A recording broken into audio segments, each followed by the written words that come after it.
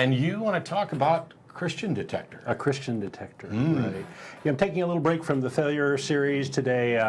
There was an article concerning Jeb Bush and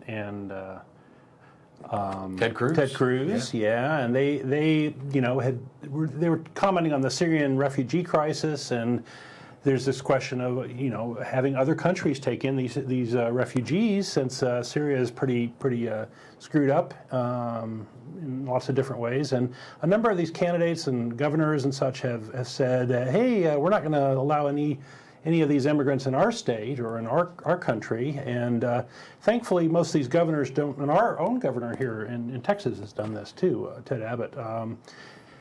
Thankfully these folks don't have the authority to do that. Greg Abbott. Greg, sorry. Yeah. Jeb Bush and Ted Cruz said they would let in Christian immigrants only, which I thought it was kind of amusing, because it begs the question of how are you going to tell what people believe, and this has sort of been a puzzle for various groups along the throughout history of telling the heathens from the whatevers, right?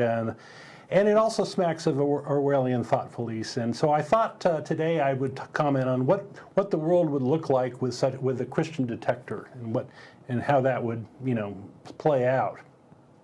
But first I want to do a little aside, and then we'll take a call, and then we'll come back to the topic. So the aside is, Ted Cruz's reasoning is, if there were a group of radical Christians pledging to murder anyone who had a different religious view than they, we would have a very different national security situation, unquote. So he's saying that, our Christians are so wonderful that they don't have any of this terrorism thing, and then all of a sudden we get this shooting at Planned Parenthood in Colorado Springs, and yes, maybe the motivations of this guy are not so clear, but let's be honest. Planned Parenthood outlets or clinics and such around the United States are really the focus of terrorist campaigns.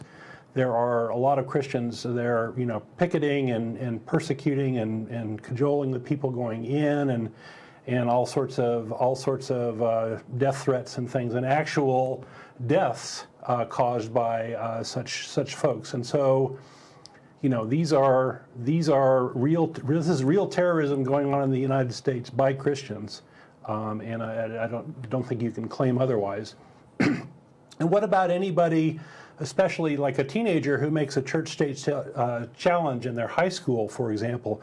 Well, they get death threats from the loving Christians in their community, and they get a bit of terrorism there. And what about teaching children to obey God, or God will torture them? And we talk to adults on this show who are in their 60s and 70s who are still terrorized by this, even though they don't believe in God anymore.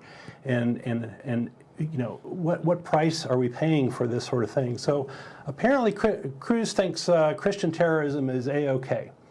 Anyway, so I wanted to do that aside. We'll take a call, and then we'll come back and we'll talk about a Christian Detector throughout history and how we might use a Christian Detector today. Yeah, there's a lot here. I mean, don't get me wrong. I am immediately outraged at both the bigotry and stupidity in these pronouncements from them, and maybe we'll get to a little bit more of that in a little bit. There's a great, I don't know if you're going to reference it, but there's a great episode of West Wing called Shibboleth that talks about shibboleths, which is basically a way to detect whether or not somebody is in group or not.